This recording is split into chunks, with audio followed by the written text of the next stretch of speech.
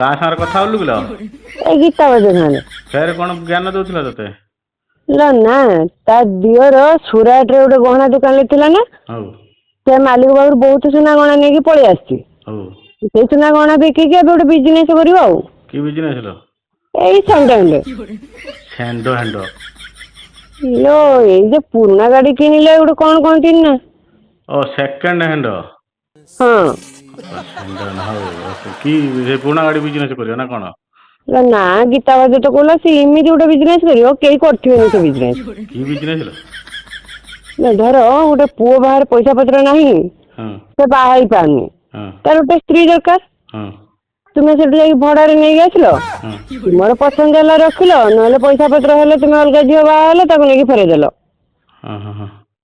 କି ଗୋଟେ ସ୍ୱାମୀର ସ୍ତ୍ରୀ ଦରକାର ସେଠି ବି ଯାଇକି ଆଣିପାରିବ। ଗୋଟେ ସ୍ତ୍ରୀର ଗୋଟେ ସ୍ୱାମୀ ଦରକାର ସେଠୁ ବି ଯାଇକି ଆଣିପାରିବ। କି କେହି ବାପା ମାଙ୍କର ଛୁଆ ପିଲା ହଉନାହାନ୍ତି, ଭଡାରେ ସେଠି ଛୁଆ ଆଣିଲ, ପୁଣି ତୁମର ଛୁଆ ହେଲେ ତାକୁ ନେଇ ଫେରେଇଦେଲ। ବୁଝିଲ ନା?